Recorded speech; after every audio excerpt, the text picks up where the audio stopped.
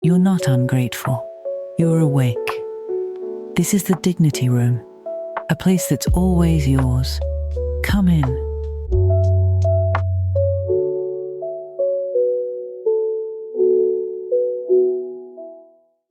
Think about every form you filled out in the last year. Your kids' school, your own doctor, your parents' doctor, maybe, because you are the one who handles that now. A new gym, a new dentist, something for work, almost every single one of them ask the same question. Who should we call in an emergency? And you know that answer instantly for almost everyone in your life. Your name is on your children's form and on your parents' form, and maybe also on a friend's list from years ago that nobody updated. Your name written down again and again as the person who gets called when something goes wrong. Now, look at the other direction. On your own forms, your own emergency contact line. Whose name is actually there? And more honestly, if someone, no, it's if something went wrong, so for you tomorrow, let's say, who would actually show up and how fast? For a lot of us women holding two generations at once, children on the one side and aging parents on the other, that second question gets a long, uncomfortable silence. You were everyone's person, and somewhere along the way, you quietly stopped being anyone's. We talked a while back about the invisible load, the constant tracking and remembering that runs in the background of your whole household. Today goes one layer further because for some of you, the load isn't just your household, it's two generations at once. Your children still need you fully. School, emotions, logistics, pick up, the thing you forgot last Tuesday, that's not easing yet. And at the same time, your parents, maybe they need more from you now. Appointments you're managing, decisions you're helping make, phone calls that take longer than they used to. A level of worry in the background that wasn't there 5 years ago. For us as women, carry both of this at the same time are sometimes called the sandwich generation. And I think the name undersell what it actually feels like. It's not two jobs stacked on top of each other. No, it's two completely different kinds of care pulling in the opposite directions, often in the same afternoon. And in the middle of all of it, structurally, not because anyone is unkind, there is very often no one whose job it is to ask how you are.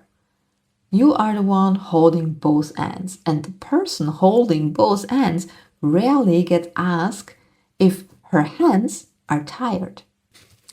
So let's look at why this happens because I don't think it's because people don't care about you. In most cases, they do. Here's the thing with your children, the role is clear and visible. Everyone understands it. How are your kids? Is a normal question. People ask it all the time. They expect you to be parenting and they check in on that. With your parents, something different happens. Even as you take on more, like appointments and decision, emotional support, something medical conditions, whatever, you're still seen as the daughter, the child, not the caregiver. So the actual size of what you're carrying gets quietly underestimated by almost everyone, including sometimes yourself. And then there's the space in between, the space where you're not the parent and not the daughter. You're just you, carrying all of it. That space has no clear role, no script. Nobody has a how are you managing both at once question that they are asking regularly. So you don't get asked, and because you don't get asked, you don't say. And because you don't say, people assume you're fine. And here's what makes it lonelier. The people who love you, your parents, your friends, your siblings, often genuinely don't realize how much you're caring. Not because they don't care, because you are so good at carrying it that it looks like nothing from the outside. You didn't become invisible because love disappeared. You become invisible because the position you're in has no name, and things without names are easy to walk past, even by the people who love you. I want to name something underneath all of this because I think it deserves to be said directly. There is a specific kind of grief in this position that almost nobody talks about honestly. You are watching your parents, the people who were in charge for most of your life, the people who looked after you, slowly need to be looked after instead. That's not just a logistical change. That's one of the most disorienting roles reversals a person can go through. And it's happening at the same time you are raising children who still need you completely.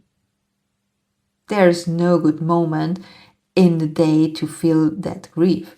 You are too busy managing the actual work, the appointments, the school forms, the phone calls, the medications to stop and let it land. So it waits. It sits underneath everything and it adds its weight to what you're already carrying, even on days when nothing dramatic is happening at all. And I want to say something here directly because I care about you and I won't pretend a podcast can do everything. If what carry if what you are carrying has become genuinely too heavy, if the grief and the exhaustion and the responsibility for two generations at once has become more than you can hold alone, that's not weakness. That's a real signal. And there are real forms of support worth seeking. Maybe a therapist or maybe a caregiver support group, a real conversation with your doctor about your own well being, not everyone else's. You matter in this picture too, not as an afterthought, as a person. What I can offer today is smaller than that, but still true. Your exhaustion is real, your grief is real. The weight of being in the middle of this with nobody consistently checking in on you is real. You didn't imagine it. You don't have to keep carrying it alone in silence. So here's what I actually ask of you. Not a system, not a big plan.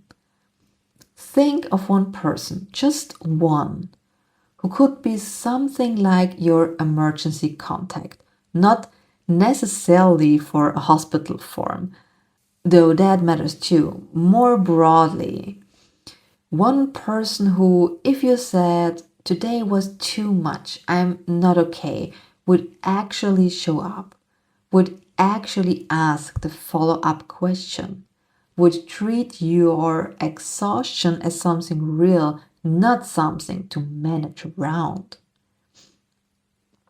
And yeah, it might be a friend, a sibling, a partner. If that feels right. So I don't need to be one perfect person who does everything. So different people for different things is completely fine. The point is simply this: have at least one name somewhere in your life, a name that isn't only ever written down for other people's emergencies. And then, and this is the part that takes courage, tell that person directly, not vaguely, not "I'm a bit tired lately." Something closer to "I'm carrying a lot right now with the kids and with my parents both, and I don't think anyone's really asked how I'm doing in a while. Would you be willing to check in on me sometimes? Not to fix anything, just to ask." That sentence will feel strange to say after years of being the one who handles it, who doesn't need checking on. Asking to be checked on feels almost wrong.